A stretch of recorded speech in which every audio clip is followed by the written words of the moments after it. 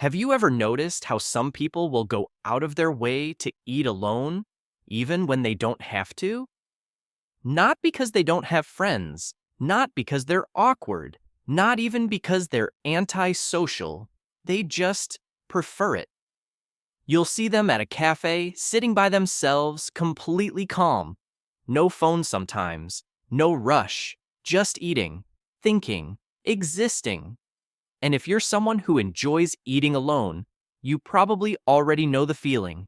That quiet sense of control, that small moment where everything slows down.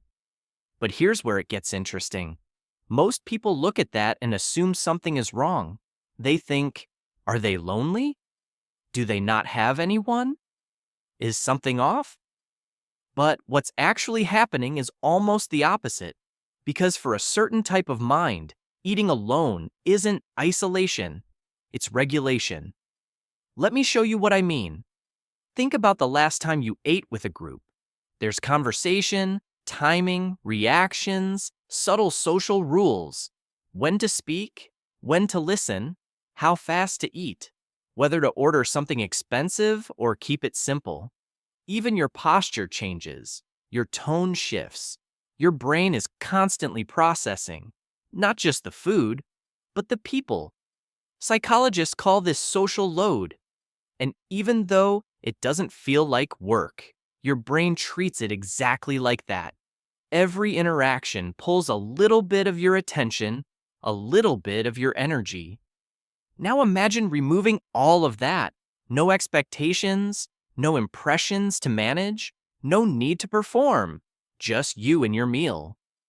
For some people, that feels empty, but for others, it feels like relief. And that difference comes down to something deeper than personality. It's about how your brain processes stimulation. There's a concept in psychology called optimal stimulation level.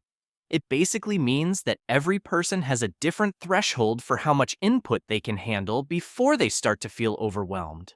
Some people need noise, conversation, movement. It energizes them. Others, they reach that threshold much faster. So when they sit down to eat alone, they're not withdrawing from the world. They're returning to balance. You'll often find that these people are more observant. They notice small details, the texture of the food, the rhythm of the environment, the way light hits the table. Their thoughts feel clearer because their brain isn't splitting attention across 10 different directions. It's focused. And here's something most people don't realize. Eating is actually a deeply sensory experience. Taste, smell, texture, temperature. Your brain is processing all of it. But when you're distracted by conversation, your awareness of those sensations drops. There was a study that showed people eating while distracted often don't even remember what they ate clearly. Not because the food wasn't good, but because their brain wasn't fully present. So when someone chooses to eat alone, they're often choosing presence over performance. They're choosing to actually experience the moment instead of managing it. But that's just one layer. There's another, more emotional side to this. For many people, eating alone feels like a form of control, and not in a negative way.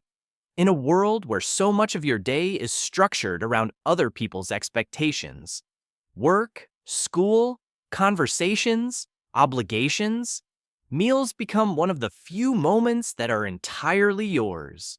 You decide what to eat, how fast to eat, whether to sit in silence or let your mind wander.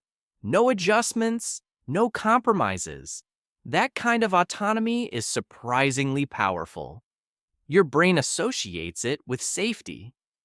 There's a psychological principle called the need for autonomy, which is one of the core drivers of human motivation. When that need is met, you feel calm, grounded, in control of your environment, and eating alone, in its simplest form, satisfies that need. It's not about avoiding people, it's about reconnecting with yourself. Now here's where it gets a bit misunderstood. People often confuse solitude with loneliness, but they're not the same thing. Loneliness is when you want connection and don't have it. Solitude is when you choose to be alone and feel at peace with it. And the people who prefer eating alone usually fall into that second category. They're not escaping connection, they're pacing it. In fact, many of them enjoy socializing, just not constantly, not during every single moment of their day. They understand something most people don't consciously realize. That connection is more meaningful when it's intentional, not automatic, not constant. There's also an identity component to this. Some people see themselves as independent thinkers, reflective, self-contained, and eating alone reinforces that identity. It becomes a small, daily signal of who they are. Not someone who needs noise to feel comfortable, but someone who can sit in silence without feeling the need to fill it. And that's actually harder than it sounds, because silence forces you to face your own thoughts. No distractions, no interruptions, just you. For some people, that's uncomfortable. For others, it's clarity. You start processing things you've been avoiding. You connect ideas. You notice patterns in your own behavior. It becomes a kind of mental reset, almost like your brain is finally catching up with itself. And this ties into something really important: decision fatigue. Throughout the day, your brain is constantly making choices: small ones, big ones, automatic ones, what to say, what to do, how to respond. By the time you reach a meal, especially later in the day, your mental energy is already drained. So removing social decisions, even temporarily, gives your brain a break. You're not choosing how to act. You're just existing. And that's incredibly restorative. Now, of course, none of this means eating alone is better. It just means it serves a different purpose. Eating with others builds connection, shared experience, emotional bonding. Eating alone builds awareness, control, mental clarity. Both are valuable. But if you've ever felt like you prefer eating alone and didn't quite understand why, it's probably not what you think. You're not weird, you're not distant, your brain just operates differently. It values depth over constant interaction, clarity over noise, presence over performance. And once you understand that, that small habit starts to make a lot more sense. So the next time you see someone sitting alone, quietly eating, not rushing, not distracted, they might not be alone in the way you think. They might be exactly where they need to be. And if that's you, then maybe that quiet table isn't isolation at all. Maybe it's one of the few places where your mind finally gets to breathe. And once you notice that, you'll never look at eating alone the same way again. If this made you see something about yourself a little differently, I'd actually be curious. Do you prefer eating alone or with people?